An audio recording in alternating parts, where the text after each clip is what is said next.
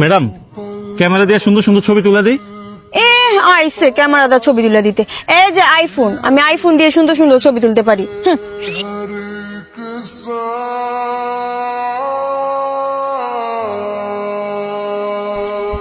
Madam, এত সুন্দর একটা জায়গায় ঘুরতে আসছেন, ক্যামেরা দিয়ে ছবি তুলে দিই। নো ভাইয়া, থ্যাংক ইউ। এই যে আমার ফোন আছে, আমার হাতের ফোনটাই অনেক দামি, দরকার নেই।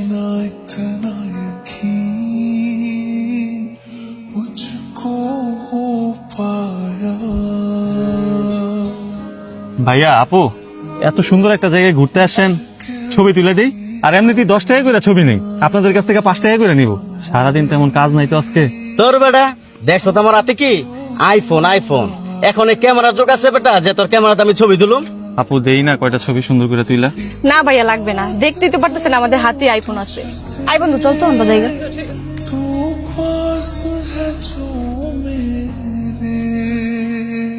এই যে ভাইয়া, এদিকে আসো।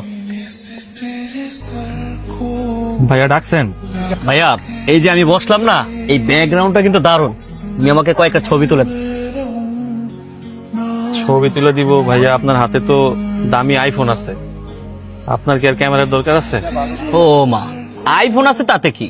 তাহলে তোমরা কিসের জন্য? ক্যামেরা আছে, সুন্দর ছবি উঠবে, ক্যামেরা দিয়ে ছবি তুলে দাও। ভাইয়া, আপনার মতো যদি সবাই ভাবতো তাহলে তো ভালোই হইতো। সারাটা দিন চলে যায়, আগের মতো আর ছবিও তুলতে পারি না, টাকা পয়সাও কামাইতে পারি না। প্রত্যেকটা মানুষ এখন কটাক্ষ করে, দামি দামি আইফোন, দামি দামি গ্যাজেট নিয়ে ঘুরে, এইগুলা দেখায়, বলে এই দেখ আমার হাতেই দামি আইফোন আছে, তোর ক্যামেরা দিয়ে ছবি তুলতে হইব। এগুলা বলে, এগুলা যখন বলে ভিতরটা ফাইটটা যায় ভাই। আসলে ভাই, সবাই তো আর সবকিছু বুঝে না। যদি বুঝতো তাহলে কি আর তোমাকে ব্যঙ্গ করে কথা বলতো? দামি আইফোন আছে তাতে কি হইছে? মোবাইলের ছবি আর ক্যামেরার ছবি অনেক পার্থক্য আছে না? আর সবচাইতে বড় কথা কি জানো ভাইয়া, ওরা যদি তোমার জায়গায় থাকতো তাহলে তোমার কর্মটাকে মূল্যায়ন করতো। এখন তো তারা তাদের জায়গায় আছে, এই জন্য আসলে তোমার বিষয়টা বুঝতে পারে না। ভাইয়া, আপনি তাহলে দাঁড়ান, আপনাকে কয়টা সুন্দর করে ছবি তুলে দিই।